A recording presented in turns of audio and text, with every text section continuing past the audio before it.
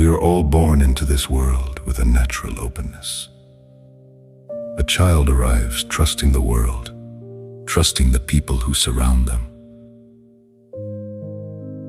But life does not always unfold gently.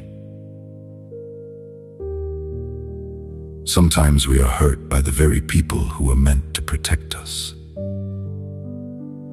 Many people grow up in loving environments, but for others, those early experiences leave quiet marks. When that happens, a part of us may remain watchful for a very long time, far beyond adulthood. The child inside keeps waiting for someone to arrive and save them, to finally say, "You are safe now." We grow confused around what love is. We learn inconsistency. The bridge between love and hurt becomes distorted. But as we grow older, we slowly discover something difficult and liberating at the same time. No one is coming to rescue us from our own lives. At some point, we must gently take responsibility for ourselves. This does not mean blaming ourselves for what happened. It simply means recognizing that our healing, our direction, and our choices now belong to us. And with that realization, something begins to soften. When we have been hurt, the mind learns vigilance. It watches carefully. It scans for danger. It tries to protect us by expecting the worst. Yet living in constant vigilance can quietly exhaust the heart. The world is not made only of danger. Not everyone around us is a madman hiding behind a smile. Yes, people can hide behind masks. Yes, some wounds are carried quietly, and sometimes expressed in harmful ways. But fear alone cannot guide us well. There is another way to move through the world. We can approach people with curiosity and discernment instead of fear. Curiosity allows us to observe.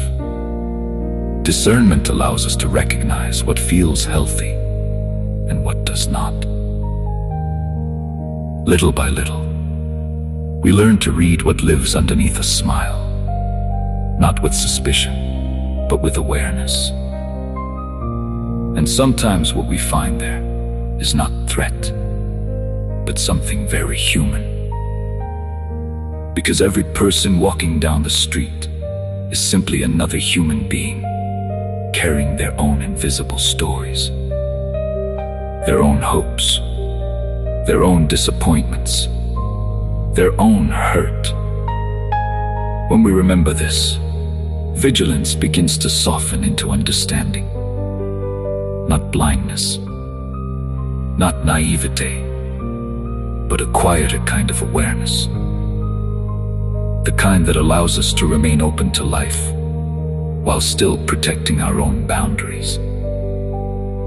And in that balance, we begin to move through the world, not as frightened children waiting to be saved, but as adults who can walk with both wisdom and compassion.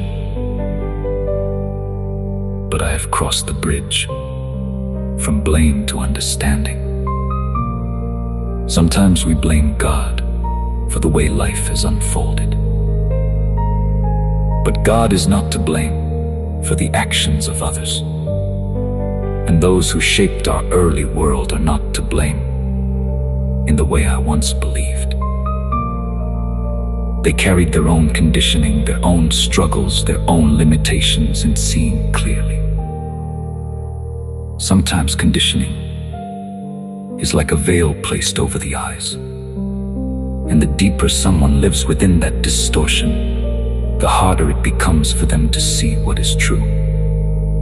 So we begin to move with understanding, not to excuse harm, but to see it without adding more weight to it.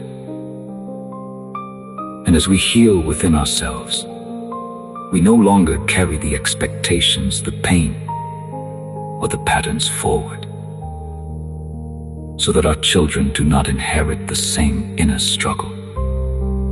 Not a life spent trying to break free from unseen cages, but a life where their energy can be used to build, to explore, to live.